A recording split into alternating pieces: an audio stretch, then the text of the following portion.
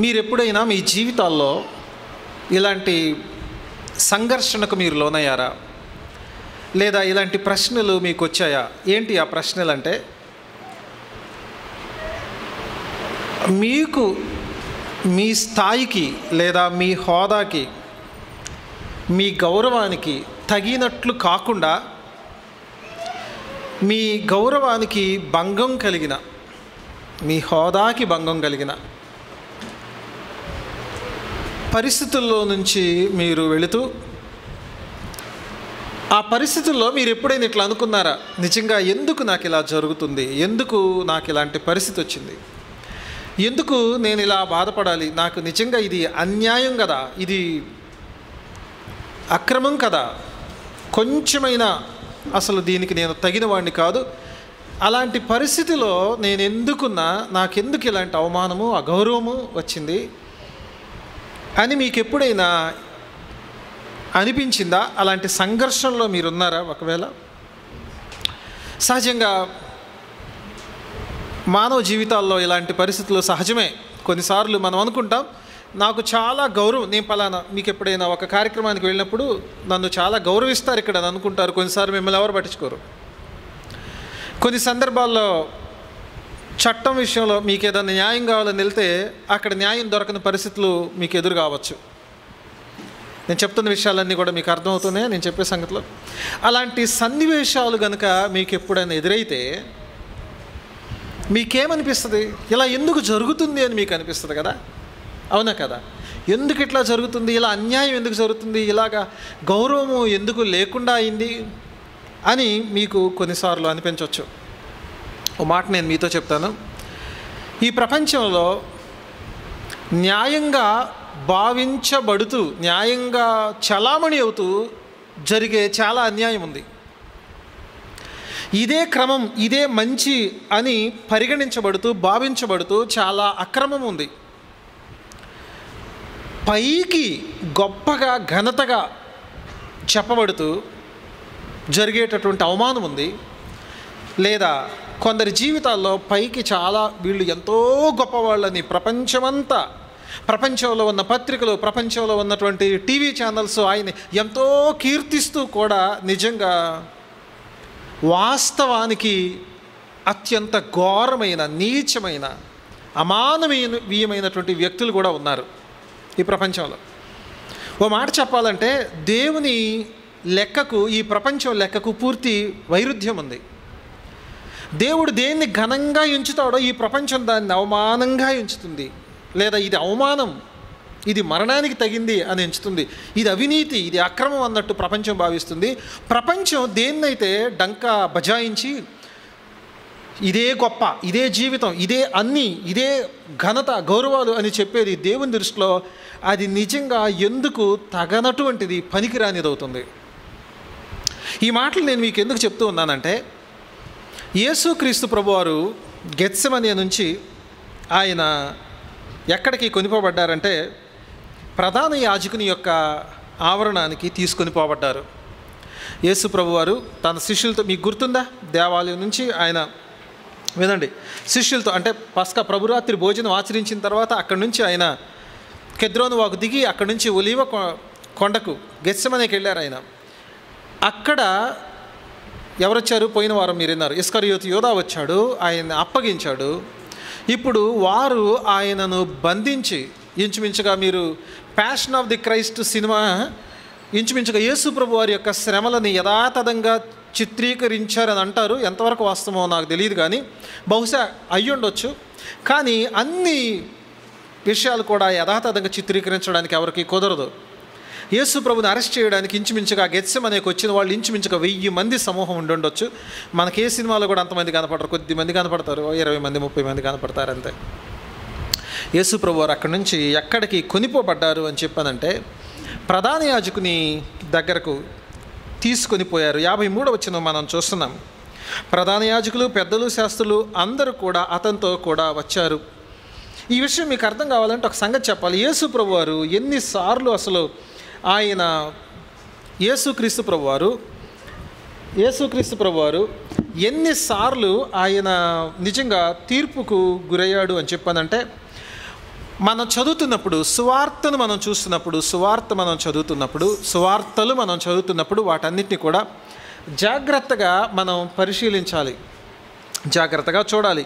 మత్తయి, mark, లూకా సువార్తలు మనం అన్నీ, అంటే ఏ సన్నివేశం మనం చదువుతున్నా ఆ సన్నివేశానికి సంబంధించి 4 సువార్తలు కూడా మనం వరుసగా క్రమక్రమంగా మనం పరిశీలిస్తే కొన్నిసార్లు మత్తయి మిస్ అయినాయి, మార్కు రాయొచ్చు, మార్కు మిస్ అయినాయి, యోహాన్ రాయొచ్చు, వీళ్ళు ముగ్గురు మిస్ అయినాయి, యోహాన్ రాయొచ్చు, లేకపోతే ఒక ఇద్దరు మిస్ అయినాయి, ఇంకో ఇద్దరు రాయొచ్చు, ఇలా ఉంటుంది. కాబట్టి 4 సువార్తలు కూడా పరిశీలనాపూర్వకంగా చదివితే, అంటే ఒక్కో సువార్త ఒక్కోసారి వరుసగా చదవడమే మనకు చాలా కష్టం అనుకునేటప్పుడు 4 ఎలా పరిశీలించి చదువుతాము అనే ప్రశ్న రావచ్చు. కానీ 4 సాక్షులు యేసుప్రభు జీవితానికి వారు పరిశీలించి యథాతథంగా 4 సాక్ష్యాలు రాశారు.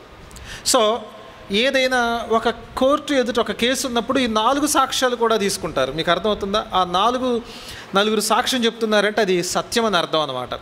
సో ఎవరైనా మిస్ అయిన పాయింట్ మరొకరు కవర్ చేయొచ్చు. వీళ్ళు 4 సువార్తలు రాస్తున్నప్పుడు, మనం చదువుతున్నప్పుడు ఎక్కడైనా ఏమైనా మిస్ అయిందని ఆ సన్నివేశం దగ్గరికి వెళ్తే మనకు వివరణ అర్థమవుతుంది. వాస్తవానికి యేసుక్రీస్తు ప్రభువారు ఆయన బంధించబడిన దగ్గర నుంచి అర్ధరాత్రి 12 ఆ టైం అవుతుంది అప్పుడు ఇంచుమించుగా. అప్పుడు అక్కడి నుంచి మనం ఆయన సిలువ వేయబడే వరకు ఇంచుమించుగా 6 సార్లు ట్రయల్ ఫేస్ చేశారు ఆయన. 6 సార్లు యేసు ప్రభువారు అంటే తీర్పు కొరకు నిలబడ్డారు. ఓ మాట ఏంటంటే, ఇప్పుడు మనం ఈ వచనంలో 53వ వచనంలో చదువుతున్నటువంటి ప్రధాన యాజకుని యొద్దకు అని ఇక్కడ చదువుతున్న ఈయన ఎవరంటే కయఫా యొక్క మామ అన్న, ఆయన దగ్గర కూడా తీసుకుపోయారు. ఈ సంగతి మార్కు రాయలా, మత్తయి రాయలా, లూకా రాయలేదు. యోహాను సువార్తలో మనకు కనబడుతుంది. 18వ అధ్యాయం 12 నుంచి 14, 19 నుంచి 24 వచ్చిన భాగాల్లో అన్న దగ్గరికి వాళ్ళు తీసుకుపోయారు, యేసుప్రభు వారిని కొనిపోయారని సంగతి అర్థమవుతుంది. ఇది ఇంచుమించుగా అర్ధరాత్రి 1 గంట తర్వాత జరిగింది. అర్ధరాత్రి 1 గంట తర్వాత యోహాను సువార్త 18వ అధ్యాయం చూస్తాం. అన్న దగ్గరకు కొనిపోయారు. అన్న ఎవరు అంటే వాస్తవానికి అప్పటికి రిటైర్డ్ ప్రధాన యాజకుడు అనమాట. అంటే పదవీ విరమణ చేశాడు. పదవీ విరమణ యూదుల్లో ప్రధాన యాజకుడు జీవితకాలం ప్రధాన యాజకుడే. కానీ రోమీలు ఆ సిస్టమ్ అంతటిని పక్కన పెట్టేసేసి వాళ్ళు లెక్క చేయరు దాన్ని. వాళ్ళు ఏం చేశారంటే వాళ్ళకి ఎవరు అనుకూలమో వాళ్ళని ప్రధాన యాజకులుగా నియమించడం వాళ్ళు చేశారన్నమాట. సో అన్నతో ఏం తేడా వచ్చిందో కారణాలు అయితే మనకు తెలియవు. కానీ అన్నకు అల్లుడు ఎవరైతే ఉన్నారో కయఫాని ప్రధాన యాజకుడిగా నియమించారు. ఎవరు? రోమీయులు. సో ఇప్పుడు ఆ సంగతి యోహాన్ రాస్తాడు. అయితే మార్కు రాస్తున్న సంగతి ఏంటంటే అక్కడి నుంచి కయఫా దగ్గరకు తీసుకొచ్చారండి. ఈ విషయం 53వ వచనంలో రాస్తాడనమాట. 53వ వచనంలో రాస్తాడు. ఇది ఇంచుమించు ఇంకో గంట గడిచుండొచ్చు. 1 గంట తర్వాత, అంటే 1 నుంచి 3 గంటల సమయంలో ఈ సంగతి జరిగింది ఇక్కడ. సో ఇక్కడ కయఫా ఇంటి దగ్గర, ఇది చాలా అంటే విశాలమైన ఆవరణం. ఇక్కడ మనం చూస్తున్నాం ప్రధాన యాజకులు, పెద్దలు, శాస్త్రులు వీరందరూ కూడా అక్కడికి కూడి వచ్చారు అనే సంగతిని మనం చూస్తాము. ఈ విషయం కనుక మనం జాగ్రత్తగా మనం చూస్తూ ఉన్నట్లయితే ఆ తర్వాత ఇది అయిపోయిన తర్వాత మూడవదిగా 15వ అధ్యాయంలో మనం చూస్తాం. చూడండి, 15వ అధ్యాయంలో 1వ వచనంలో పెద్దలు, శాస్త్రులు, మహాసభ వారందరూ కలిసి అనే మాట చూస్తాము. ఇది మార్కు సువార్త 15వ అధ్యాయం 1వ వచనంలో కనపడుతుంది. ఇది మూడోసారి అన్నమాట. అన్న దగ్గర తీసిపోయారు, కయఫా దగ్గరకు తీసిపోయారు. మీరు వీళ్ళ వరుస గుర్తుపెట్టుకుంటే అన్న ఏ, సి, కయఫా సి గుర్తుపెట్టుకోండి. ఫస్ట్ ఏ వస్తుంది, తర్వాత సి వస్తుంది. అన్న ఏమో పెద్ద అయినా, తర్వాత వచ్చిన ఆయన అల్లుడు అనమాట. అన్న తర్వాత వరుసలో వచ్చింది కయఫా. మీకు అర్థమవుతుందా? సో ఫస్ట్ అన్న దగ్గర తీసిపోయారు. ఆయన కల్లుడు ప్రస్తుతం అంటే ఇప్పుడు యేసు ప్రభువారు పట్టుకొని వచ్చినప్పుడు ప్రధాన యాజకుడిగా ఉన్నటువంటి కయఫా, అప్పుడు ఆయన ప్రధాన యాజకుడిగా ఉన్నారు, ఆయన దగ్గర తీసుకొచ్చారు. అంటే ఇదేంటంటే అఫీషియల్ కాదు, అనఫీషియల్గా విచారణ చేస్తున్నారు. సో వీళ్ళు కయఫా దగ్గర తీసుకొచ్చిన తర్వాత ఏం చేశారంటే సన్హెడ్రిన్ అంతా కూడా 15వ అధ్యాయంలో 1లో మనం చూస్తాం, సభంతా కూడి ఆయన విచారణ చేశారు. అప్పటికి ఉదయం పూట 5 గంటలైంది. ఉదయం పూట ఎంత అయింది సమయం? 5 గంటలప్పుడు వీళ్ళు, ఉదయం అనే మాట కూడా అక్కడ కనిపిస్తూ ఉంటుంది, ఉదయం కాగానే 15వ అధ్యాయం. So day break. సో ఇప్పుడు 5 గంటల సమయంలో సభ దగ్గర తీసుకొచ్చారు. ఇది యూదుల యొక్క సుప్రీం కోర్టు. ఇది వాస్తవానికి యూదుల సమాజంలో, ఇశ్రాయేలు సమాజంలో ప్రతి ఊరిలో కూడా స్థానిక కోర్టు ఉంటుంది, స్థానిక సభ ఉంటుంది. అంటే 120 మంది సభ్యులు, అంటే వాళ్ళ ఫ్యామిలీ ఎల్డర్స్ ఎవరైతే ఉంటారో, ఇదిగో పలానా ఇంటి నుంచి ఆ ఇంటి పెద్ద ఒకళ్ళు, ఇంకో ఇంటి నుంచి ఇంకో ఇంటి పెద్ద, అలాగా ధర్మశాస్త్ర వాక్యం తెలిసిన వాళ్ళు, పెద్దలు, మంచి రెప్యుటేషన్ ఉన్నటువంటి వాళ్ళు, అవినీతిపరుడు, వీడు మోసం చేస్తాడు, అబద్ధాలు ఆడతాడు అనుకుంటే అట్లాంటి వాళ్ళు ఉంచడం, మంచి పేరు ఉన్నవాళ్ళు. ఆ వ్యవస్థను ఎవరు ఏర్పాటు చేశారంటే వాస్తవానికి మోషే ఏర్పాటు చేశాడు కణలో. సో మీరు కనుక చూసినట్లయితే అలాగా 70 మంది సభ్యులు ఉండేది మోషే ఏర్పాటు చేశాడు. సో యూదుల యొక్క సమాజం అంతట్లో ప్రతి ఊరిలో కూడా ఒక 120 మంది, ఏదన్నా వినండి, జాగ్రత్త వినండి. ఆ సభలో ఏముంటుందంటే ఏదైనా చర్చ వస్తే, లేకపోతే ఏ విషయమైనా తీర్పు వస్తే, ఎవడైనా తప్పు చేస్తే, ఎవడైనా నేరం చేస్తే అక్కడ అతన్ని విచారించి అతన్ని ఏం శిక్ష విధించాలో అక్కడ ఫైనల్ చేస్తారు. దీన్ని కూడా సభే అంటారు, దీన్ని కూడా సన్హెడ్రినే అంటారు. అయితే వీటన్నిటి మీద ఒక కోర్టు ఉంటుంది, అది యెరూషలేములో ఉంటుంది, క్యాపిటల్లో ఉంటుంది అన్నమాట. దేవాలయం ప్రాంగణంలో, దేవాలయానికి చెందిన ప్రాంగణంలో ఉంటుంది. దాన్ని గ్రేట్ సన్హెడ్రిన్ అంటారు. దాన్ని మార్కు ఇక్కడ ఏమని రాశాడంటే మహాసభ అని రాశాడు, గ్రేట్ సన్హెడ్రిన్ అని రాశాడు. ఇక్కడ కూడా సేమ్ మోషే గారి పారంపర్యాన్ని అనుసరించే 70 మంది ఉంటారన్నమాట. 70 మంది అంటే అందులో ఉండేవాళ్ళు ఎక్కువ మంది ప్రధాన యాజకులు, శాస్త్రులు ఉంటారు, పరసయులు ఉంటారు. మోస్ట్లీ ధర్మశాస్త్రంలో మేము చాలా పట్టుదల కలిగిన వాళ్ళు అని చెప్పుకునే పరసయులు ఉంటారు, కొందరు సద్దూకైలు ఉంటారు. 70 మంది ప్లస్ ఒకళ్ళు ఉంటారు. +1 ఎవరంటే ప్రధాన యాజకుడు అన్నమాట. ఈ మహాసభలో అంటే ఈయన చైర్పర్సన్ లాంటివాడు, ఆయన ఆధ్వర్యంలో నడుస్తుంది. ఇది వాళ్ళ యొక్క వ్యవస్థ. ఇలా 3 సార్లు జరిగింది. ఇది అయిపోయిన తర్వాత అంటే అన్న, కయఫా, సన్హెడ్రిన్ సభ అయిపోయిన తర్వాత ఏం చేశారో తెలుసా? అప్పుడు పిలాతు దగ్గర తీసుకుపోయారు యేసుప్రభు వారిని. మత్తయి, మార్కు, లూకా, యోహాను 4 ఈ విషయం రాశారు. ఆ తర్వాత అక్కడి నుంచి పిలాతు దగ్గరికి అయిపోయిన తర్వాత పిలాతు అంటాడు, ఇతనిలో నాకే నేరం కనిపించట్లేదు, ఏం అంత మరణానికి తగినట్టుగా ఏం చేయలేదు. ఎందుకంటే గవర్నమెంట్ రిపోర్ట్స్ ఉన్నాయి వాళ్ళకి, ఆయన ఏం చేశాడో, ఎంతమందిని బాగు చేశాడో, ఎంతమందిని స్వస్థపరిచాడో, ఆయన ఎలాంటి నేరం కానీ దేశానికి వ్యతిరేకంగా తిరుగుబాటు కానీ చేయలేదనే సంగతి వాళ్ళకి తెలుసు.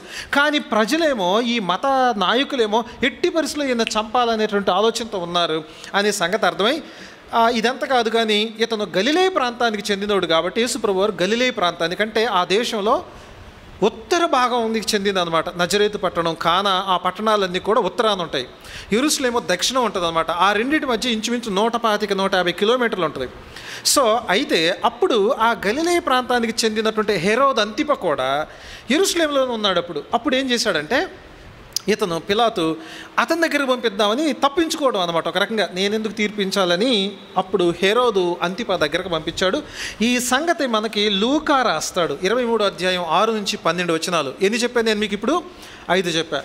1 అన్న, 2 కైపా, 3 మహాసభ, సన్హెడ్రిన్, ద గ్రేట్ సన్హెడ్రిన్, తర్వాత 4వది పిలాతు, 5వది హెరోదు అంతిప, గలిలే ప్రాంతానికి అతను అనమాట. హెరోదు కొడుకుల్లో ఒక కొడుకు అనమాట ఇతగాడు. అయిపోయిన తర్వాత మళ్ళీ ఈ హెరోదు ఏం చేస్తాడంటే కాదు అని చెప్పేసి మళ్ళీ గవర్నర్ దగ్గరికి పంపిస్తాడు. గవర్నర్ ఎవరంటే పిలాతు అనమాట. సో మొత్తం మీద ఎన్నిసార్లు యేసుప్రభు వారిని విచారించారు చెప్పండి? 6 సార్లు విచారించారు. 6 సార్లు విచారించారు. నేను మీకు ఓ సంగతి చెప్తాను. నేను మీకు ఇప్పుడు ఏంటి ఆ సంగతి అంటే ఈ విచారణ ఏదైతే ఉందో ఇప్పుడు రెండో సంగతి చూస్తున్నాం అనమాట. 53వ వచనంలో ప్రధాన యాజకుడైన అంటే కైపా దగ్గర తీసుకొచ్చారు. ఇక్కడ అతనితో కూడా వచ్చారు, అతన్ని నిలబెట్టారు. వాస్తవానికి చెప్పాలంటే ఈ సన్నివేశాన్ని ఇక్కడున్నటువంటి ఈ రెండో సన్నివేశం అన్న తర్వాత కైపా ఇప్పుడు మనం చెప్పుకునే వచనాలు ఈ వచనాలు అనమాట. రెండోసారి దాని విషయం మనం మాట్లాడుతూ ఉన్నాం. వినండి, మీరు జాగ్రత్తగా వినండి. ప్రధాన యాజకుడు దగ్గరికి యేసు ప్రభుని తీసుకొని వచ్చారు. వీళ్ళందరూ అతనితో ఉన్నారు. అర్ధరాత్రి సమయంలో ఆయన విచారిస్తున్నారు. ఈ సన్నివేశాన్ని నేను మొదటిగా ఇలాగంటా.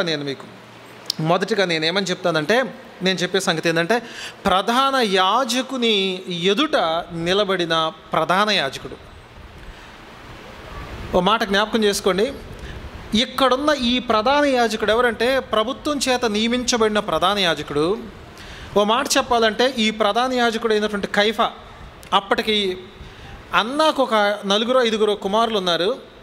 వాళ్ళు కూడా చాలా ఇన్ఫ్లుయెన్స్ పీపుల్, ఆ దేవాలయంలో చాలా ప్రభావం కలిగినటువంటి వ్యక్తులు వాళ్ళందరూ. చరిత్ర ఏం చెప్తుందంటే ఈ ప్రధాన యాజకుడు ద మోస్ట్ కరప్ట్, చాలా చెడిపోయినటువంటి వాడు, రాజకీయంగా ఆర్థికంగా చెడిపోయిన వాళ్ళు. ఇంకా చెప్పాలంటే వాళ్ళందరిని ఇట్లా అనేవాళ్ళు టెంపుల్ మాఫియా అనేటటువంటి వాళ్ళంట.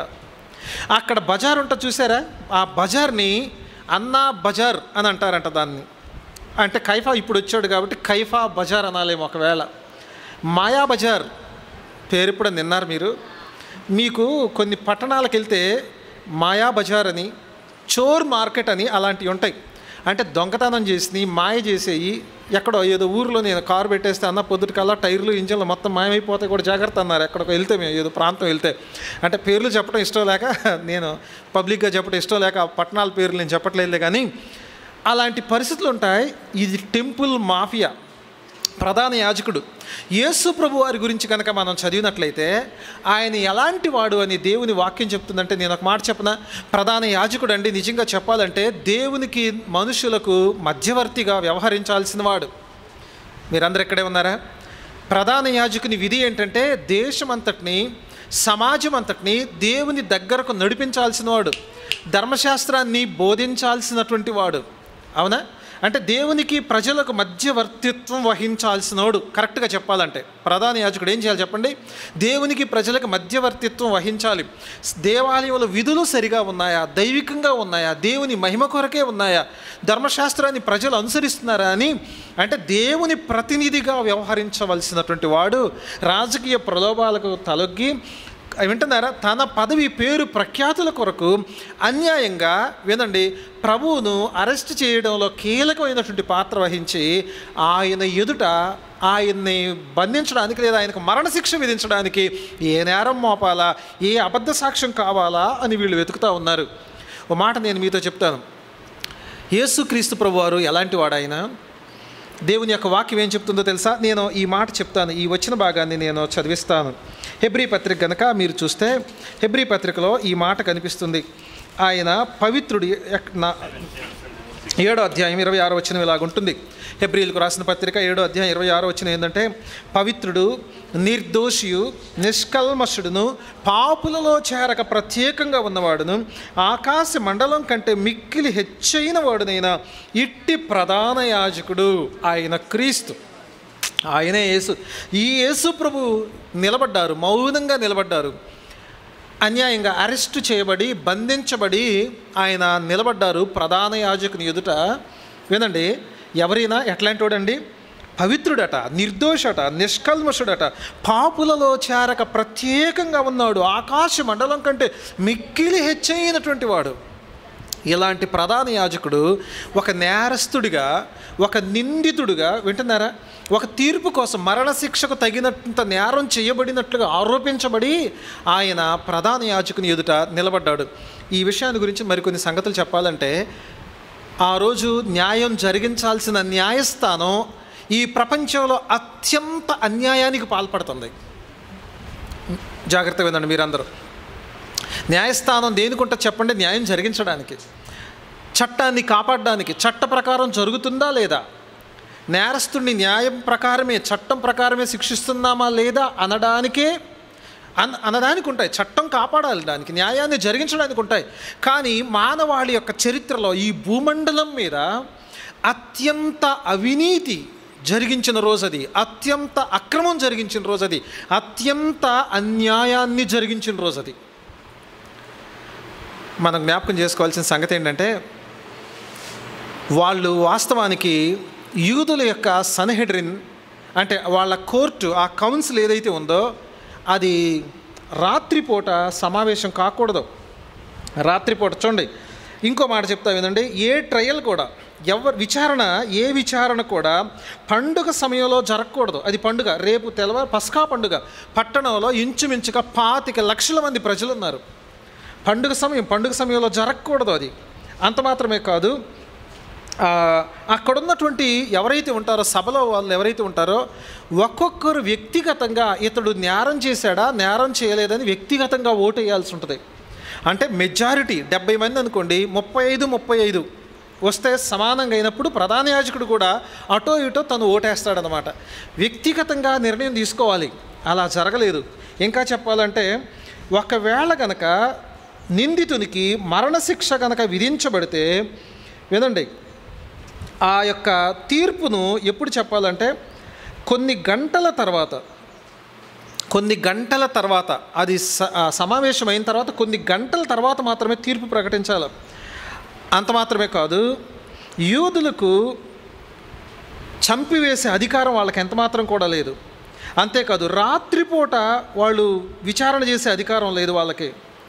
అంత మాత్రమే కాదు, వ్యక్తిగతంగా వాళ్ళు ఏం చేస్తారంటే అవకాశం కొంత సమయాన్ని ఇచ్చి శిక్ష ఖరారైన తర్వాత ఒక రోజు గడువిచ్చి తర్వాత శిక్షను అమలు చేస్తారు. 7 విషయాలు నేను మీతో చెప్పాను. ఈ 7 ఏ ఒక్కటి కూడా వాళ్ళు పాటించలేదు, ఏ ఒక్కటి కూడా వాళ్ళు ఆచరించినట్టుగా కనపడదు. నేనేం చెప్తున్నానంటే అన్ని నియమాలు ఉల్లంఘించారు, నియమావళి అంతా కూడా ఉల్లంఘించారు. కోర్టు నియమావళి ఏదైతే ఉంటుందో దాన్ని పూర్తిగా ఉల్లంఘించి యేసు ప్రభు వారికి తీర్పు తీరుస్తున్నారు. ఓ మాట నేను మీ దృష్టికి నేను తీసుకొని వస్తాను చూడండి. అన్యాయపు తీర్పు విధించబడింది యేసు ప్రభు వారికి. అన్యాయంగా తీర్పు తీర్చడానికి సమాయత్తమయ్యారు వీళ్ళు. ఎందుకు నేను ఈ మాటలన్నీ చెప్తున్నానంటే, మనకు ప్రభు అయినటువంటి, మనకు నాయకుడైనటువంటి, మనకు అధికారి అయినటువంటి, మనకు రక్షకుడైన యేసుక్రీస్తు ప్రభువారు అన్యాయంగా చట్టం ఎదుట నిలబడాల్సి వచ్చినప్పుడు ఆయన్ను అనుసరించేటటువంటి వాళ్ళు కూడా అలా నిలబడే విషయంలో ఆశ్చర్యపోనవసరం లేదు. అలాగ నిలబడాల్సి వస్తే ఆశ్చర్యపోవాల్సినటువంటి అవసరం లేదు. మీకు చెప్తున్న సంగతి మీకు అర్థమవుతుందా? మిమ్మల్ని అన్యాయంగా తీసుకొని ఎవరైనా పట్టుకొని మీరు అనుకుంటారు న్యాయం జరుగుతుంది ఇక్కడ అని మీరు అనుకుంటారు. మీకు అన్యాయమే జరిగింది అనుకోండి, మీరు క్రైస్తవులైనందుకు, మరి దేనికోసమో కాదు, మీరు యేసు ప్రభువుని నమ్ముకున్నందుకు, మీరు యేసు ప్రభువుని వెంబడించినందుకు. ఈరోజు వినండి, నేను మీతో చెప్తున్నాను, ప్రతి వ్యవస్థ మతం ఆధారంగా పనిచేస్తుంది, ప్రతి వ్యవస్థ కులం ఆధారంగానే పనిచేస్తుంది. మీకు తెలుసా మన భారతదేశంలో ఉన్నటువంటి పరిస్థితులు? ప్రపంచవ్యాప్తంగా అయితే డబ్బున్న వాళ్ళ వైపే పనిచేస్తాయి, పేదల వైపు పనిచేయవు. పలుకుబడి అధికారం ఉన్న వాళ్ళ వైపే పనిచేయవు. లేకపోతే ఇంకా చెప్పనా, ఈరోజు ప్రపంచంలో the most serious burning issue ఏంటంటే క్రిస్టియన్ పర్సిక్యూషన్, క్రైస్తవ హింస ప్రపంచంలో ఇప్పుడు అత్యంత సమస్య. కానీ ఏ రాజకీయ నాయకుడు దాని గురించి మాట్లాడడం, ఏ ఐక్యరాజ్య సమితి దాని గురించి మాట్లాడదు. మీకు తెలుసా, రోజుకి 350 మంది విశ్వాసులు చంపబడుతున్నారు ప్రపంచంలో. మీకు తెలుసా సంగతి? ఏ పత్రికలో అయినా మీరు చూస్తున్నారా? అధికారికమైనటువంటి లెక్కలు నేను చెప్తుంది. గడిచిన 100 సంవత్సరాల కాలంలో 10 కోట్ల మంది తమ విశ్వాసాన్ని బట్టి ప్రాణాలు కోల్పోయారు వాళ్ళు. మన ఏదో చిన్న సంఘటనలు మనకి, అంటే రీసెంట్గా ప్రవీణ్ పగడాల చనిపోయిన సంగతి, లేకపోతే మణిపూర్లో జరిగినటువంటి సంగతి, ఒరిస్సాలో జరిగిన సంగతి, ఛత్తీస్గఢ్లో జరిగిన సంగతి, ఈ మధ్య ఎక్కడో చూసాము, ఎక్కడ మన ఎక్కడది సౌదీలోనా ఎక్కడో 15 మంది, ఎక్కడ అది మన చర్చ్ గ్రూప్లో కూడా నేను పెట్టాను. నేను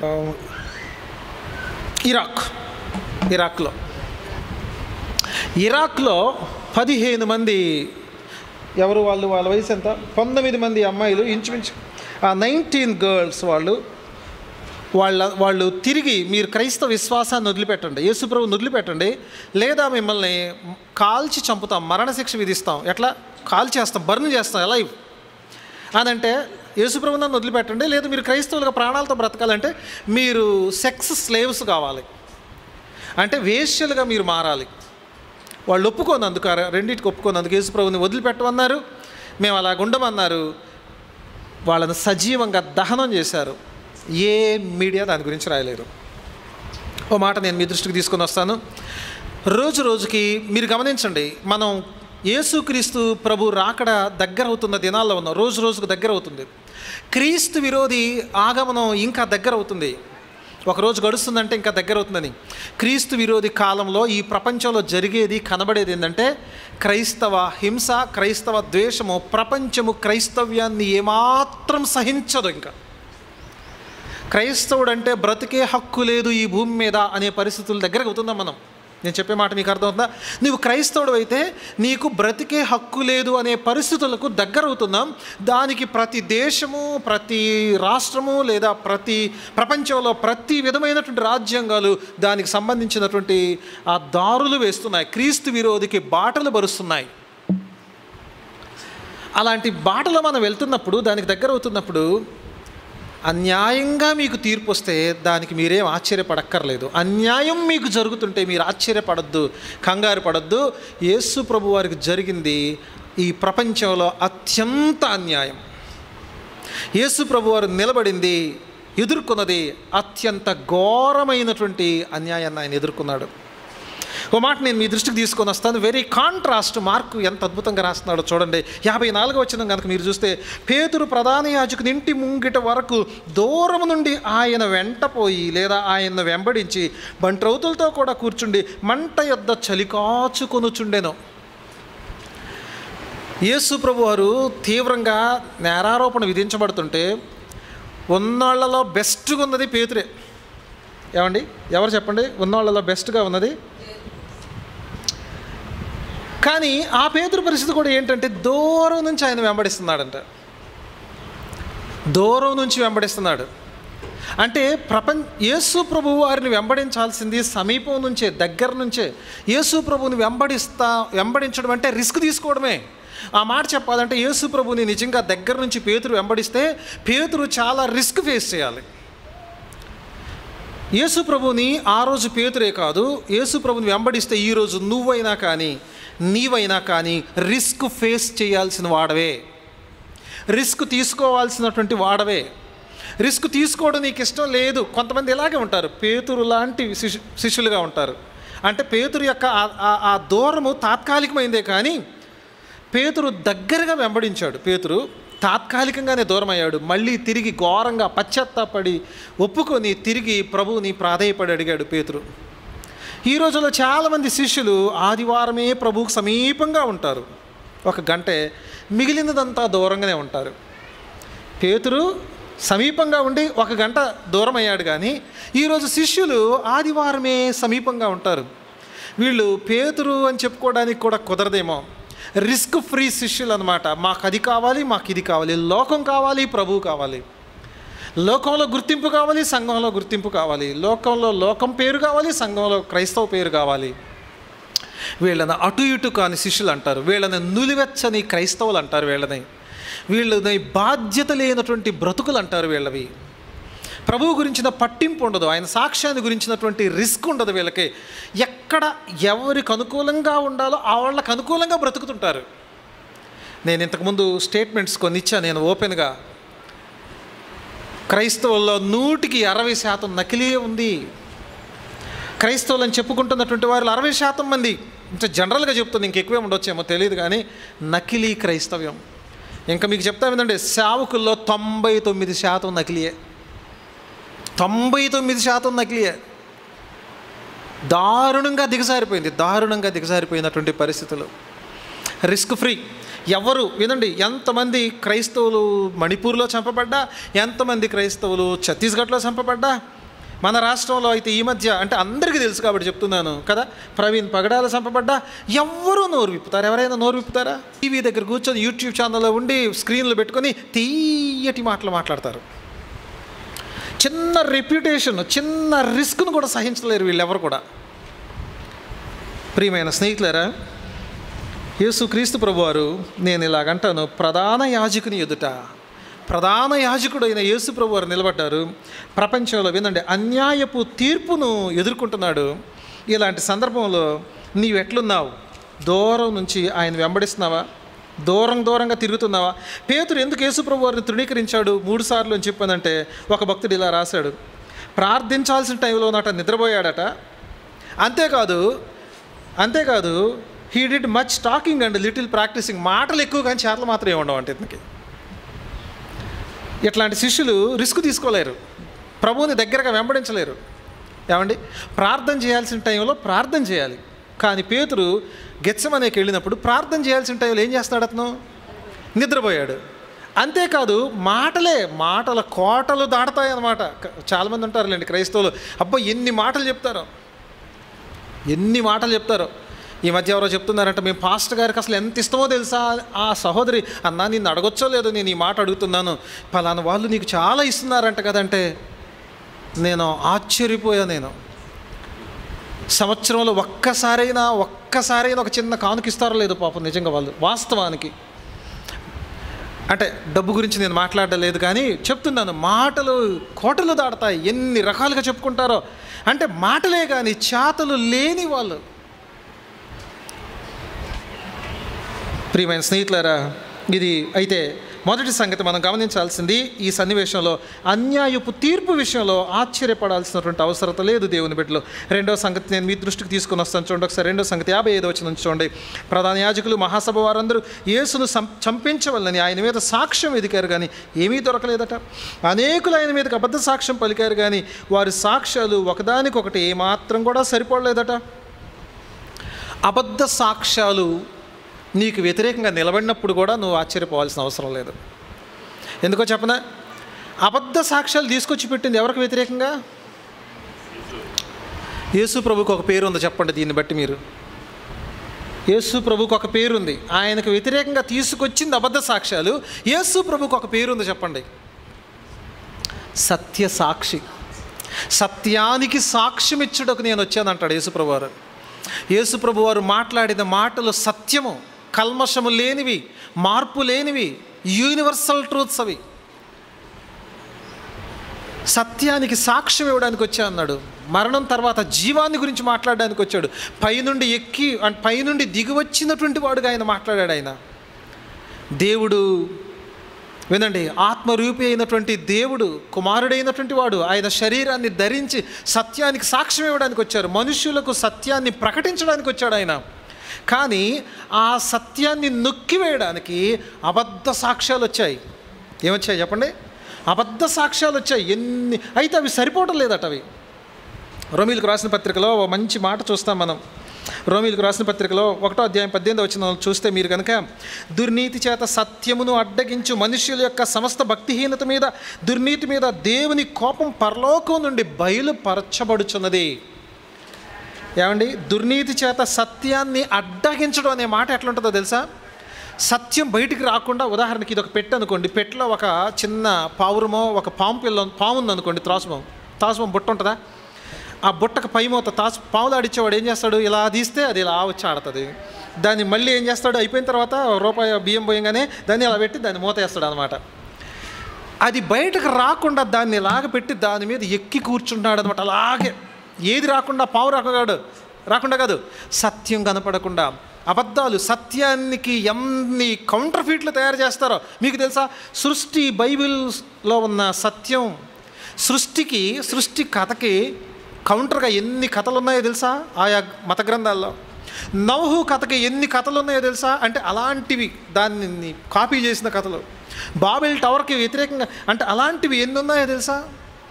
మీకు ఇలా చెప్పుకుంటూ పోతే అదే ఒక సబ్జెక్ట్ అయిపోతుంది. సత్యం ఇక్కడ కూడా అదే మనం చూస్తున్నాం. అబద్ధ సాక్ష్యము కావాలని వెతికారట మహాసభ వారందరూ కూడా.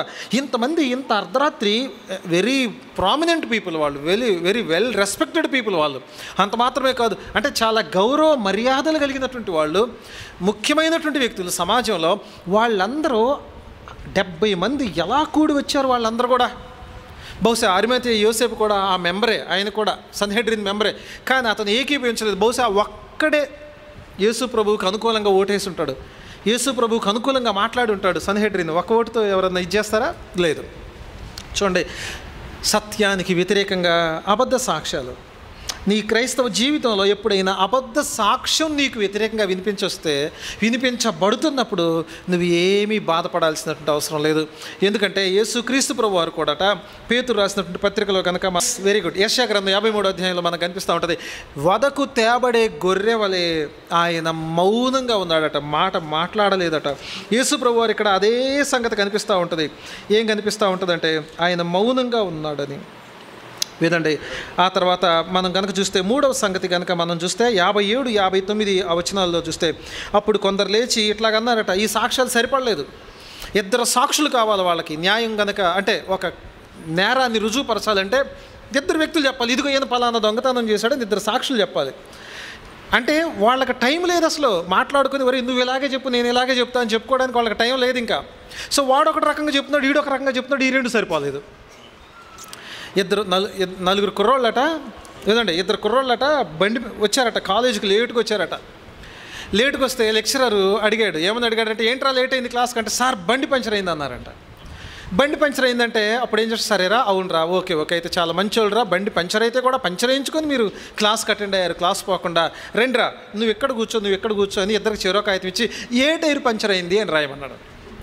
ఏ టైర్ పంచర్ అయింది అని రాయమంటే వీడు వెనక టైర్ పంచర్ అయిందని రాశాడంటే వీడే ముందు టైర్ పంచర్ అయిందని రాశాడు. అబద్ధ సాక్ష్యాలు ఎట్లుంటాయి మీకు అర్థమవుతుందా?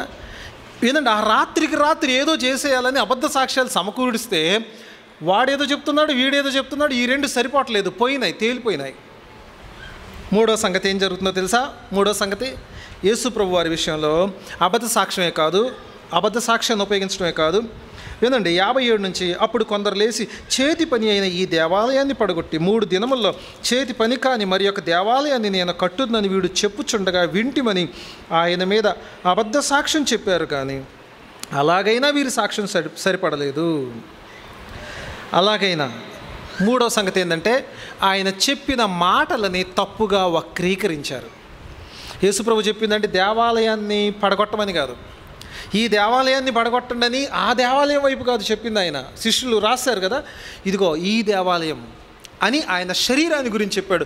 అంటే ప్రభు ఏం చెప్పాడంటే నన్ను చంపినప్పుడు తిరిగి మళ్ళీ 3 దినాల్లో నేను తిరిగి లేస్తాను అనే సంగతిని ఆయన వారికి అర్థమయ్యేలాగా ఉపమాన రీతిగా ఆయన చెప్తా ఉంటే దాన్ని ఏమన్నారు తెలుసా? ఓహో మరండి దేవాలయం అనే మాట ప్రభు వాడింది ఏం మాట అంటే వాస్తవానికి 40 సంవత్సరాలు కట్టారు వాళ్ళు. 40 కూడా కాదు, వాస్తవానికి చరిత్ర అంతా చూస్తే 60 ఏళ్ళు కట్టారు. యేసు ప్రభు మరణించిన ఆ టైంకి ఆయన ఆ మాట చెప్తున్నప్పటికే 40 ఏళ్ళు కట్టారు. ఆ తర్వాత ఇంకా 20 ఏళ్ళు కట్టారు దాన్ని. దేవాలయాన్ని గురించి కూడా నేను చెప్పాను, కొన్ని వందల టన్నుల బరువైన రాళ్ళు, ఎంతో ఎత్తైనటువంటి స్తంభాలు, ఎంతో కైవారం వెడల్పున్నటువంటి స్తంభాలు, ఎంతో నక్షి పని, చాలా విస్తారంగా కట్టారు. కానీ యేసు ప్రభు అక్కడ తెలుగులో మనం దేవాలయం అని చూస్తున్న మాట ప్రభు వాస్తవానికి వాడిన మాట ఏంటంటే ఈ పరిశుద్ధ స్థలాన్ని అని మాట్లాడాడు ఆయన. ఆ మాట వాస్తవానికి వినండి, డ్వెల్లింగ్ ప్లేస్ ఆఫ్ హోలీనెస్. యేసు అంటే పరిశుద్ధత నివసించే చోటు. అది దేన్ని రిఫర్ చేస్తున్నాడు వాస్తవానికి ప్రభు అంటే ఆయన శరీరం. పరిశుద్ధతకు మచ్చుతునక ఈ లోకంలో ఎవరైనా అత్యంత పరిశుద్ధులుగా, దేవునికి అత్యంత ఇష్టలుగా, ఏమాత్రం కలంకం లేనటువంటి, మచ్చ లేనటువంటి జీవితం జీవించిన అత్యంత పరిశుద్ధుడు ఎవరైనా ఉన్నారంటే యేసుప్రభు వారు, దాన్ని పడగొట్టండి నేను మళ్ళీ తిరిగి లేపుతాను అని చెప్పాడు. మళ్ళీ తిరిగి కడతాను అని చెప్పిన మాట అది ప్రభు చెప్పిన మాట. వినండి, దీన్ని ఏం చేస్తున్నారో తెలుసా, వీళ్ళు తప్పుగా వక్రీకరిస్తున్నారు, తప్పుగా వ్యాఖ్యానిస్తున్నారు. మీకు సంగతి చెప్తా వినండి, అంటే దేవుని బిడ్డలకు ఈ లోకంలో ఎంత అన్యాయం జరగొచ్చో ఆ అన్యాయం అంతా ఆయన బిడ్డలకే జరుగుతుంది. ప్రారంభ శతాబ్దంలో క్రైస్తవులు దేవుని బిడ్డలు కూడి ప్రభువుని ఆరాధన చేసేవాళ్ళు. వాళ్ళు ప్రభువుని ఆరాధన చేస్తూ ఉన్నప్పుడు వాళ్ళందరి మధ్యలో ఎంతో ప్రేమ ఆప్యాయతలు ఉండేది. వాస్తవానికి అప్పుడున్న ప్రపంచం అండి త్రాగుడు, వ్యభిచారము, వింటున్నారా, భయంకరమైనటువంటి అపవిత్రమైన పూజలలో ఉండేవాళ్ళు ప్రజలంతా. కానీ వాళ్ళ నుంచి రక్షించబడి యేసు ప్రభువు చేత పాపం నుంచి విడిపించబడిన వీళ్ళందరిలో ఎంతో పరిశుద్ధత, ఎక్కడ లేని ఆప్యాయత, అనురాగాలు ఉండేవి. మీకు తెలుసా, ఒక క్రైస్తవ సభ జరుగుతుంది అనుకోండి, 1 కోటి మంది వెళ్ళినా 4 పోలీసులు కూడా అక్కర్లే వాళ్ళకి. అవునా? మీరు ఎప్పుడన్నా చూసారు మహాసభలకి? చిన్నప్పుడు నేను వెళ్ళాను, అక్కడికి 10 లక్షల మంది వస్తారు కానీ పోలీసులు ఏమి ఉండదు. కానీ క్రైస్తవులు కాకుండా మరి ఎవరైనా ఒక చిన్న ర్యాలీ చేస్తుంటే 20 మంది పోలీసులు కావాలి, చిన్న ర్యాలీ చేస్తున్నా. కానీ మీకు అర్థమవుతుంది నేను చెప్పే సంగతి. ఎక్కడి నుంచి వస్తుంది వాళ్ళకి ఆ యూనిటీ, ఆ ప్రేమ? దేవుని బిడ్డలు అనగానే ఎక్కడ లేని మమకారం, ప్రేమ ఎక్కడి నుంచి వస్తుంది? ప్రభువు నుంచి. అదంతా ప్రభు వాళ్ళ హృదయాల్లో ఉంచినటువంటి ప్రేమ. అవునంటారా కాదంటారా? సో క్రైస్తవ సంఘం ప్రారంభంలో అంటే 2000 సంవత్సరాల క్రితం వాళ్ళలో ఉన్న ఐక్యత, ప్రేమ, ఆప్యాయతలను చూసి లోకం అనుకునేదట వీళ్ళందరూ కూడా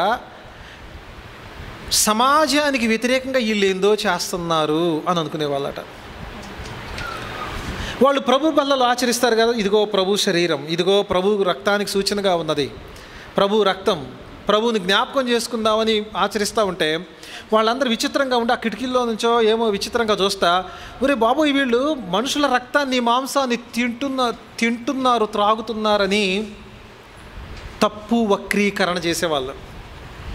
ఆ రోజు మొదలైందే కాదు, కొన్ని వందల సంవత్సరాలుగా అదే కొనసాగుతుంది.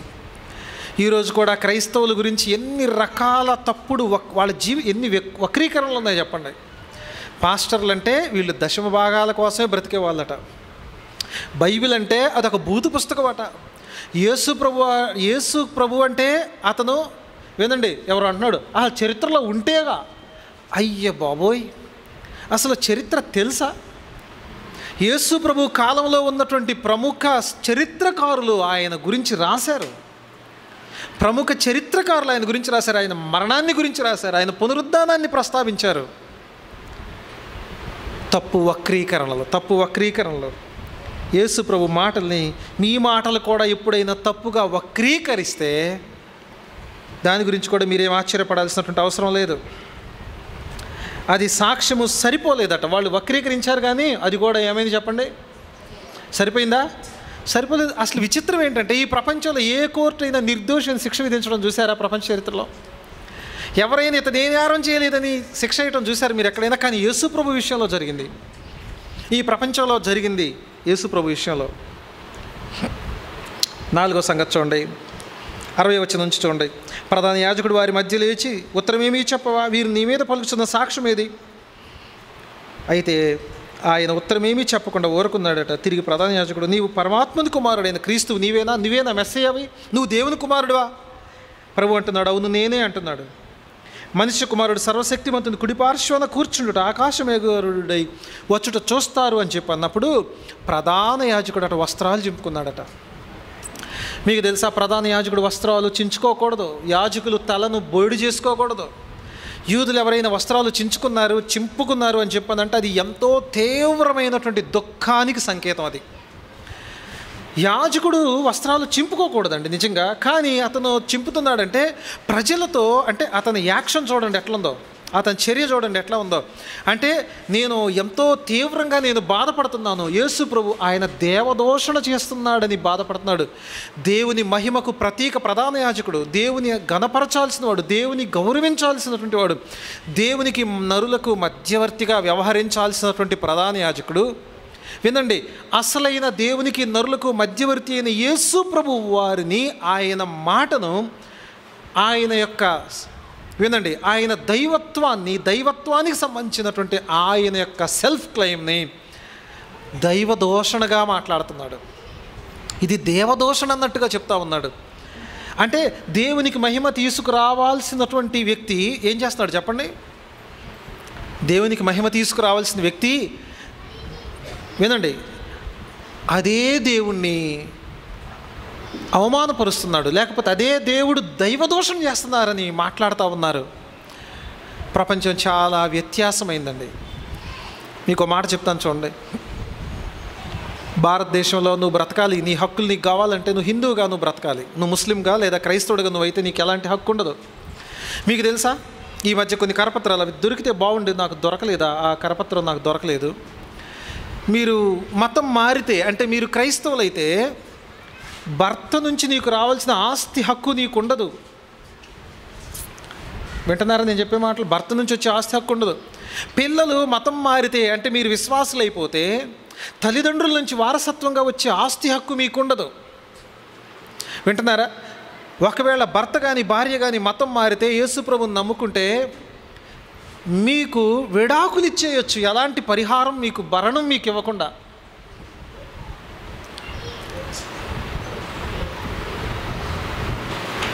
మీరు మతం మారారంటే మీరు దేశద్రోహులు. మీరు దేశంలో మీకు జీవించే హక్కు లేదు. అలాంటి చట్టాలు వస్తాయి, తొందరలోనే వస్తాయి అలాంటి చట్టాలు. ఎప్పటికే వచ్చి మీ దగ్గరకు వచ్చి మీరు రిజర్వేషన్ కావాలా, మీరు వెళ్ళి మాకు ఎస్సీ సర్టిఫికేట్, బీసీసీ ఇవ్వండి, మేము క్రైస్తవులు అవుతాం, మేము బాప్తిసం తీసుకుందాం, మాకు ఇవ్వండి మహాప్రభు అంటే అధికారులు మీకు ఇవ్వరు. మళ్ళీ కానీ మీ ఇంటికి వచ్చామంటారు తెలుసా, మీకు బీసీ సర్టిఫికేట్ ఉందా, నువ్వు ఎందుకు ప్రేయర్ పెట్టుకుంటున్నావు, నీ ఇంట్లో నీకు పర్మిషన్ ఉందా, నువ్వు ఎందుకు సువార్త చేస్తున్నావు? నువ్వు దేశద్రోహివి, నువ్వు రాజ్యద్రోహివి, నువ్వు దేశాన్ని దూషిస్తున్నావు. దేశభక్తి నీకు లేదు. దేశభక్తి ఎవరికి ఉంది? ఈ దేశానికి సేవ చేసిన వాళ్ళకు ఉంది, దేశానికి చదువు అందించిన వాళ్ళకు ఉంది, అభాగ్యుల్ని ఉద్ధరించిన వాళ్ళకు ఉంది, వైద్యం అందించినటువంటి వాళ్ళకు ఉంది. ఆ రోజు మీరే కదా, మీరు చదువుకుంటే మీ నాలుకలు గోస్తామన్నారు కదా శూద్రులకి. అలాంటి వారిని హక్కును చేర్చుకుని చదువు చెప్పింది క్రైస్తవ్యం కదా? మీరు ఊరిలోకి రాకూడదు, మీరు ఊరిలోకి వస్తే మీరు వెనక తాటాకు కట్టుకొని రావాలి, ముందు ముంత పెట్టుకొని రావాలి అని వెలివేస్తే అలాంటి వారిని దగ్గరకు తీసుకొని బ్రతకడానికి కూడా విలువలేనటువంటి వారికి బ్రతికిచ్చింది క్రైస్తవ్యం కాదా? ఈ దేశాన్ని ఉద్ధరించింది క్రైస్తవ్యం కాదా? క్రైస్తవ్యం తీసుకుంటే దేశద్రోహమా? దేశభక్తి లేకపోవడమా? అలాగే అవుతుంది. అలాంటి మార్గంలోనే వెళ్తాయి. మీరు చేసే ప్రతి చర్య, మీరు బైబిల్ పట్టుకున్నారా, మీకు ఇంకో మాట చెప్తా, మీకు ఎలాంటి హక్కులు ఉండదు. మీకు ఓటు హక్కు ఉండకపోవచ్చు, మీకు రేషన్ కార్డు ఉండకపోవచ్చు, ఆ మాటకు వస్తే మీకు ఇంకా ఏ హక్కులు ఉండకపోవచ్చు. జాగ్రత్త. మిమ్మల్ని భయపెట్టడానికి కాదు నేను చెప్పేది. పేతురులాగా దూరం నుంచి వెంబడించే వాళ్ళు కాకుండా ఆయన్ని సమీపం నుంచి వెంబడించే వాళ్ళుగా ఉండాలని నేను మీ దృష్టికి తీసుకొని వస్తున్నా ఈ సంగతులన్నీ కూడా. ప్రియమైన స్నేహితులారా, యేసుక్రీస్తు ప్రభువారిని వినండి. ఆయన ఘనపరచాల్సిన ప్రధాన యాజకుడు వస్త్రాలు దించుకున్నాడు. ఎంతో తీవ్రమైనటువంటి సంగతి అని చెప్పని అంటున్నాడు. నువ్వు కూడా ఎంతో దేశాన్ని దూషిస్తున్నావని, లేకపోతే నీకు దేశభక్తి లేదని, అది ఎంతో తీవ్రమైనటువంటి నేరం అని మీకు సంగతి చెప్తానండి. మణిపూర్లో 6,000 మంది క్రైస్తవులు ఎటుపోయారో తెలియదు. ప్రవీణ్ పగడాల చచ్చిపోయినప్పుడు ఏమన్నారు ఆయన చెప్పండి? తాగాడు. ఎన్ని సీసాలు తాగాడండి? మొత్తం 10-12. ఎన్ని సీసాలు తాగాడు తెలియదు. 3 సార్లు. మరి కొంటమే చూశారు, తాగడం ఎవరు చూడలే. మళ్ళీ మీకు అర్థమవుతుందా? కొంటమే చూశారు, తాగడం ఎవరు చూడలే. ఏ తాగుబోతోడికైనా ఇవ్వండి ఆ బ్రాండ్లన్నీ తాగుతాడా? ఏ తాగుబోతోడు కూడా చెప్పడం తాగితే ఎవడు బతకడం నిజం చెప్పాలంటే. ఇంకో సంగతి చెప్పనా, కొట్లోకి వెళ్తాడు కానీ ఫోన్ ఎట్ట చూపిస్తాడు, క్యూఆర్ కోడ్ వైపుకు ఫోన్ పిన్ ఎంటర్ చేయాలా లేదా? కానీ ఎక్కడ ఎంటర్ చేయకుండా డబ్బులు వెళ్ళిపోతాయి. మరి అదేందో విచిత్రం. మరి మేము అది ఎక్కడ పిన్ ఎంటర్ ఉండదు, అటు చూపిస్తారు తీసేస్తారు, అంతే లెక్క. మరి ఎవరు ఇదంతా? ప్రవీణ్ పగడాలేనా? మాస్క్ తీయలేదా? హెల్మెట్ తీయలేదా? హైదరాబాద్లో 6 చలాన్లు 8 చలాన్లు ఉన్నాయి హెల్మెట్ లేకుండా బైక్ మీద. ఆ బండికి ఎన్ని చలాన్లు? 8 చలాన్లు ఉన్నాయండి హెల్మెట్ లేకుండా నడిపాడని. హెల్మెట్ పెట్టుకోవడం మనోడికి ఇష్టం లేదని అర్థమవుతుంది కదా. మరి హెల్మెటే తీయలేదు 12 గంటల పాటు ఏంటి? ఏ బైక్ తోలేడైనా కూర్చున్నాడంటే హెల్మెట్ తీసి కూర్చుంటాడు ఎక్కడన్నా ఖచ్చితంగా. ఇది ఎక్కడ గొడవరా బాబుంది ఇతడు. కానీ మరి ఈ ప్రవీణ్ పగడాలు మాత్రం హెల్మెట్ తీయడు. యాక్సిడెంట్ అయ్యి చనిపోయాడు. దూషణ. ఏదండి యేసుప్రభు వారు ఏం చెప్పారో తెలుసా? మిమ్మల్ని చంపేవాడు తమ దేవునికి సేవ చేస్తున్నాడని అనుకునే రోజులు రాబోతున్నాయి. మిమ్మల్ని చంపేవాడు దేశానికి సేవ చేస్తున్నాడు అనుకునే రోజులు దగ్గరలోనే ఉన్నాయి. 5వ మాట నేను మీతో చెప్తాను. 65వ వచనం చూడండి. 64లో అంటున్నాడు, మీకేం దోస్తుంది? దేవదోషం విన్నారు కదా, మీకేం దోస్తుందంటే మరణానికి పాత్రుడు నేర స్థాపన చేశారట. ఏమనుకుంటున్నారు? ఇట్లాంటి వాడు అసలు బతకొచ్చా? ఈ క్రైస్తవులు బ్రతకొచ్చా? బ్రతకడానికి వీళ్ళకి హక్కు ఉందంటే వీళ్ళకి హక్కు లేదు, వీళ్ళని చంపేయండి. 65వ వచనం చివరి మాట 5వ మాట చెప్తాను. కొందరు ఆయన మీద ఉమ్మి వేసి ఆయన ముఖానికి ముసుగేసి ఆయన గుద్దుచు ప్రవచింపమని ఆయనతో చెప్పసాగిరి. బంట్రోతులట ఆయన్ను అరచేతులతో కొట్టి పట్టుకున్నారట. ఏం చేస్తున్నారంటండి? అరచేతులతో కొట్టి పట్టుకున్నారట. 3.2 ట్రిలియన్ గ్రహాల్లో మన భూమి ఒక గ్రహం, 200 బిలియన్ నక్షత్రాల్లో మన సూర్యుడు ఒక నక్షత్రం, 2 ట్రిలియన్ నక్షత్ర మండలాల్లో మన పాలపుంత నక్షత్ర మండలం ఒక నక్షత్రం. నోటి మాటతో ఎంత మహావిశ్వాన్ని సృష్టించిన వాడు ఎంత ఘనతకు పాత్రుడు. 1 కోటి రూపాయల ఆస్తిపరుడు మీ ఇంటికి వస్తే సలాం కొడతారు కదా. ఒక రాష్ట్రాన్ని పరిపాలించే ముఖ్యమంత్రి వస్తే ఎంత పెద్ద క్యాన్వా వస్తుంది, ఎంత ఘనత వస్తుంది, ఎన్ని జేజీలు కొడుతుంటారు. ఒక ఎమ్మెల్యే వస్తే ఎన్ని వాయిద్యాలు వాయిస్తుంటారు. ఓ ప్రధానమంత్రి గారు వస్తున్నారంటే ఎంత పకడ్బందీగా ఏర్పాట్లు ఉంటాయి. డొనాల్డ్ ట్రంప్ మన భారతదేశం వస్తే ఎన్ని ఏర్పాట్లు చేస్తారు. ఎంత అంటే ఆ రాజసం, ఆ వైభవం, ఆ ఘనత అవన్నీ ఎంతవి. ఈ మనుషులందరూ కూడా జస్ట్ తృణప్రాయులే, గడ్డి పువ్వు వంటి వాళ్ళే, నీటి ఆవిరి లాంటి వాళ్ళే. కానీ వీళ్ళకే ఇంత ఘనత ఉందే. ఇన్ని కోట్ల మంది మానవులకు జీవాన్ని ఇచ్చిన దేవుడు, పోషించే దేవుడు, వీళ్ళందరికీ తాగడానికి నీరు, బ్రతకడానికి సూర్యరశ్మి, అవునా, జీవించడానికి భూమి ఇచ్చిన దేవుడు, ఇన్ని కోట్ల కోట్ల కోట్ల నక్షత్రాలని నోటి మాటతో సృష్టించిన దేవునికి ఎంత ఘనత రావాలో ఆలోచించండి. ఆయన్నట కొడుతూ, అవమానపరుస్తూ, ప్రవచించమని చెప్తూ ఏమంటున్నారండి? గుద్దుచున్నారట, ఆయన మీద ఉమ్మి వేశారట, ఆయన ముఖానికి ముసుగు వేశారట, ఆయన గుద్దుచు ప్రవచింపమని ఆయనతో చెప్పసాగారట. ఈ ప్రపంచంలో ఒకే ఒక్కడున్నాడండి మంచివాడు. మనం అనుకుంటాం మనం ఎవరికన్నా లిఫ్ట్ ఇచ్చామనుకోండి, జీవితంలో ఏదన్నా ఒక బిజినెస్ ఏర్పాటు చేసామనుకోండి, ఆవిడ మన గురించి చెప్తుంటే హ్యాపీ ఫీల్ అవుతాం. ఒకవేళ ఆవిడ కనుక మన గురించి చెప్పకుండా ఆవిడ బైపాస్ చేశాడు అనుకోండి, వీడికి కృతజ్ఞత లేదనుకుంటాం. అవునా? మనం ఎవరికైనా సహాయం చేస్తే ఆ సహాయాన్ని ఎవరన్నా చెప్పుకోకపోతే వీడు మరీ దుర్మార్గుడు అనుకుంటాం కదా మనం. ఈ ప్రపంచంలో దేవుడు అట్లా అనుకోవట్లేదండి. ఆయన ఎంతోమందికి సహాయం చేశాడు. ఎన్నో కోట్ల మంది ఈ భూమి మీద బ్రతుకుతున్నారు ఆయన గురించి. కానీ ఆయన గురించి ఎవడన్నా చెప్పుకుంటున్నాడు? ఆయన గురించి ఆయన కృప వల్ల నేను బ్రతుకుతున్నాను ఎవడన్నా చెప్పుకుంటున్నాడా? ఆయన మాకు జీవాన్ని ఇచ్చాడని చెప్పుకుంటున్నారా? ఆయన సృష్టిలో మేము భాగం అని చెప్పుకుంటున్నారా? కానీ ఈ భూమండలం మీద వినండి, జాగ్రత్తగా వినండి, 30వ సంవత్సరం, క్రీస్తు శకం 30వ సంవత్సరం ఏప్రిల్ 4వ తారీఖు తెల్లవారుజామున 3 గంటల సమయంలో జరిగింది భయంకరమైన అవమానం. దేవాది దేవునికి, నోటి మాటతో సమస్తాన్ని సృష్టించిన దేవునికి ఘోరమైన అవమానం జరిగింది. ఆయన గురించి ఎవరో చెప్పుకోలేరు. అలాంటి అవమానం నీకు జరిగితే నువ్వు కూడా బాధపడాల్సిన అవసరం లేదు. అది అసలు ఒక మాట చెప్పాలంటే మనం ఏ గౌరవానికి తగిన వాళ్ళమండి. చిన్న అవమానం తట్టుకోలేరు, చిన్న అగౌరవాన్ని తట్టుకోలేరు, చిన్న హేళన తట్టుకోలేరు. ఒక మాట అంటే దాని గురించి ఎంత తీవ్రంగా తీసుకుంటారో. ఏంటి క్రైస్తవ్యం? ప్రియమైన స్నేహితులారా, ఓ మాట నేను మీతో చెప్తాను చూడండి. పేతురు దూరం నుంచి వెంబడిస్తున్నాడు. ఈరోజు నువ్వు కూడా దూరం నుంచి వెంబడిస్తున్నావు, రిస్క్ ఫ్రీగా. యేసు ప్రభువుని ప్రార్థన కోసం, ఏదో ఆశీర్వాదం కోసం, నలుగురిలో గుర్తింపు కోసం ఆయన కావాలి. ఆయన్ని నిజంగా నువ్వు దగ్గర నుంచి, నేను ఇప్పుడు ఒక ప్రశ్న వేస్తాను, పేతురే కనుక అదే దగ్గరగా ఉండి సమీపంగా ఉండి ప్రభువుని వెంబడిస్తే వాటన్నిటిలో పేతురు కూడా పాలివాడై ఉండేవాడు. పేతురు కూడా పాలివాడై ఉండేవాడా కాదా? అదే దెబ్బలు తగిలేయా లేదా? అదే నేరస్థాపన సమయంలో అక్కడ ఆ అవమానానికి గురై ఉండేవాడా కాదా? నువ్వు ఎలా వెంబడిస్తున్నావు ప్రభువుని? అన్నిటికీ రెడీ అవ్వాలి. ప్రభు చెప్పాడు, నన్ను వెంబడించేవాడు తను తాను ఉపేక్షించుకొని తన సిలువను ఎత్తుకొని నన్ను వెంబడించాలి. నాకంటే ఎక్కువగా దేన్నైనా ప్రేమించేవాడు నాకు పాత్రుడు కాడు. ప్రభువుని నమ్మకంగా వెంబడిద్దాం. ఈ లోకంలో ఉన్నటువంటి అన్యాయపు తీర్పులకి, అబద్ధ సాక్ష్యాలకి, తప్పుడు వక్రీకరణలకి, అంత మాత్రమే కాదు దేవుని ఘనపరుస్తున్నట్టుగా మన అవమానపరచడానికి, అంతేకాదు అత్యంత అవమానానికి కూడా సిద్ధపడుతూ ఆయన అడుగుజాడల్లో నడవడమే ఆయన వెంబడించడం. ప్రార్థన చేసుకుందాం. ప్రార్థన చేద్దాం. తల్ల వంచండి. ఈ మాటలు మీకు ఎంతవరకు అర్థమయ్యాయో నాకు తెలియదు. ఈ మాటలు మీరు ఏమి విన్నారో కూడా నాకు అర్థం అవ్వట్లేదు.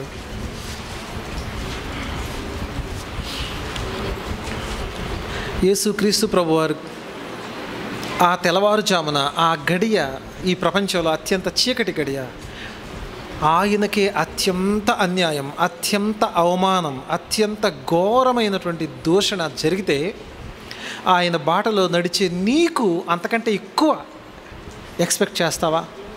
నువ్వే ఘనతను ఆశిస్తావు? ఏ గౌరవాన్ని నువ్వు ఆశిస్తావు? నిన్ను నీవు ఉపేక్షించుకొని నీ సిలువ ఎత్తుకొని ప్రభువుని వెంబడించాలి. అలా కాకపోతే నువ్వు ఆయనకు పాత్రుడు కాదు. యేసు ప్రభు పిలిచి నన్ను వెంబడించమని పిలిచాడు. మందిరానికి రండి, ఆదివారం వాక్యం వినండి, కాసేపు ప్రార్థన చేసుకోండి కాదు. ఆయన శిష్యులుగా మనం బ్రతకాలని ప్రభు మనల్ని పిలిచాడు. ఆయన కొరకు మనం బ్రతకాలి. ఆయన వెంబడించడమే మన జీవిత పరమార్థం కావాలి, ధ్యేయం కావాలి. అంటే ఈ రిస్క్ అంతటికీ కూడా మనం రెడీ అయి మనం ఆయన వెంబడించాలి. చౌకబారు క్రైస్తవ్యం నుంచి మనం బయటకు రావాలి. సులువైన శిష్యత్వం నుంచి మనం బయటకు వచ్చేయాలి. ఘనత, గౌరవాలు, ఆస్తులు, అంతస్తులు, అద్భుతాలు, స్వస్థతలు, ఉద్యోగాలు, దీవెనలు, అలాంటి బోధల నుంచి, అలాంటి ఆకర్షణలు విడిచి ప్రభు దగ్గరకు రావాలి మనం. దయగలిగిన మా ప్రభువా, మీ మాటలు మా హృదయంలో ముద్రించండి, నీరు కట్టి ఫలింప చేయండి. ఇదిగో మా ప్రభు, మీ మాటలు శక్తి గలవినవి. ఇదిగో ప్రభు, మా జీవితాల్లో రానున్న రోజులు ఎలా ఉంటాయో తెలియదు, కానీ ఇవన్నిటి విషయాల్లో ప్రభా మమ్మల్ని మీరు సిద్ధపరిచే దేవుడివి. మేము ఆశ్చర్యపోవాల్సిన అవసరం లేదు. అగ్ని వంటి మహాశ్రమలు మీకు కలిగినప్పుడు మీరు ఆశ్చర్యపోకడి అని మీ వాక్యం చెప్తా ఉంది. అందును బట్టి మీకు స్తోత్రాలు. మీ మాటలు మా హృదయంలో ముద్రించమని, ఫలభరితం చేయమని నీ కృపకు అప్పగించుకుంటూ కూడి వచ్చిన బిడ్డలను మీరు దీవించండి. మీకు నమ్మకమైన యథార్థమైన శిష్యులుగా ఉండడానికి నాయన సహాయం చేయమని ప్రార్థిస్తూ ఘనత ప్రభావాలు మీకు అర్పిస్తూ మీ కృపకు అప్పగించుకుంటూ మీ కొరకు యథార్థపరులుగా కొద్దిమంది అయినా మీ కొరకు నమ్మకమైన సాక్షులుగా బ్రతికించమని ఘనత ప్రభావాలు పొందమని యేసు ప్రభు వారి పేరట వేడుకుంటున్నాం తండ్రి.